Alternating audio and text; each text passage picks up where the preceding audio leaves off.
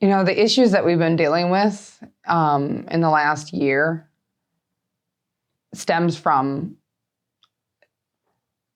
systemic racism within the police department. I have friends who are officers that have admitted to this fact and also agree that things need to change. We have, as a community here in North Minneapolis, and I'm a Black and Indigenous woman, we've been discriminated against by the police department for many years. We, in North Minneapolis, we often talk about the time that Plymouth Avenue burned in the 60s. And that actually was a response to police brutality that was happening during the Aquatennial Parade, when we, for the first time, got to see a group of Black musicians perform in the Aquatennial Parade.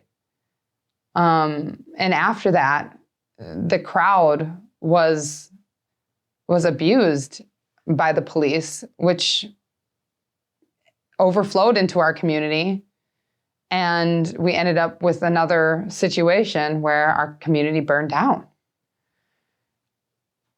And here we are, fast forward, it's 2021, and we're still dealing with the same issues. If you took a snapshot of what our community looked like then and took a snapshot of now, nothing's changed. We're still dealing with the same issues. I know that a lot of people who didn't feel this way are now starting to see. And, maybe it's because we have cell phones and we can capture footage now. But this is something that my community has known to be the reality our entire lives. We've seen it firsthand. It just was our word against theirs. We've been kicking around ideas for years. One of which, having officers carry liability insurance to decrease the amount of abuse that has been inflicted on civilians, making them second guess or think twice before putting their hand on a citizen. But it's never been seriously addressed.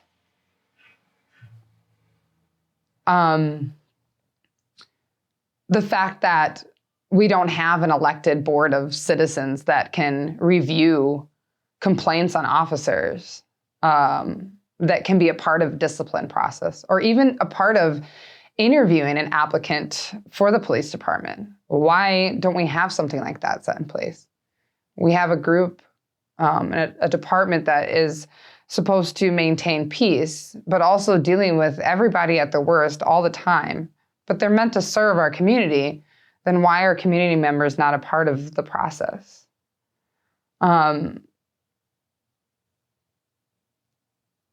We talk about police officers needing to live in the city of Minneapolis. What would it look like if we started to increase the amount of officers in Minneapolis based on where they lived? We had an inspector in North Minneapolis that was actually loved by the community at one time. And the reason why we loved him was because he got out of his car. He hung out with us. Whenever there was a murder that happened in our community, he came over to that family's home and consoled them and worked really hard to make sure that he found the person who committed the crime and committed the murder. He actually really cared. And we ended up losing him for whatever reason. But after Jamar Clark was killed, we lost him as our inspector in North Minneapolis because he sided with the community. And he actually was made an example of.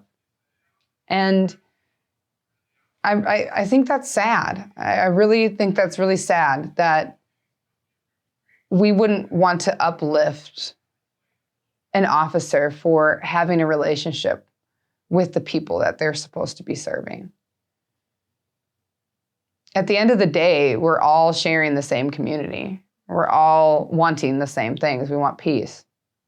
We want safety. We want to feel safe for our kids, for ourselves. And we want safety not just between us as citizens, but we want safety when it comes to how we're going to be treated or responded to by police.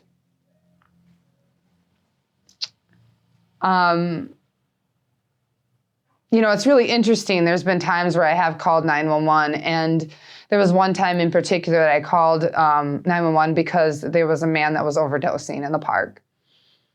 And what I said to the 911 operator was, I need medical attention. He needs an ambulance. He needs, medical attention. And because I said that, they actually ended up sending out an ambulance. And not everybody knows to say that. And I think it would take longer to try to educate thousands of people on how to make a 911 call, but I think it would be much easier to train a 911 operator on how to dispatch the right response to a certain situation. There was a time actually back when Reagan was in office, and Reagan defunded a lot of mental health programs. And what that did was it took away the care that was needed for folks that were dealing with mental illness. That has never been replaced. We have not gotten that back.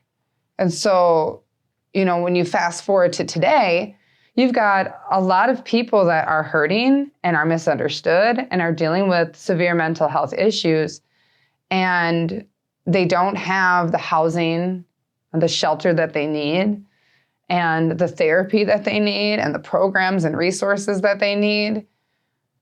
And because of this, they are oftentimes the ones that are dealing with the police more often than anyone else.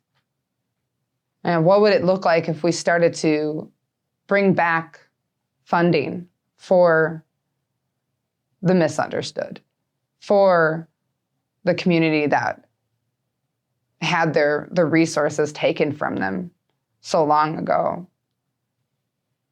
If you ask any police officer that's out here working, the folks that they are responding to when it comes to 911 calls or, public nuisances, they'll tell you that it's a lot of the same people that they're coming out for over and over and over again. And what would it look like if we were able to get the help that they needed? What would it look like if we were able to serve them in a way to where every time they're having a mental health episode or a breakdown, and instead calling the police on them and increasing their risk of going to jail or even having an interaction with the police, what if we were able to get them the help that they needed instead?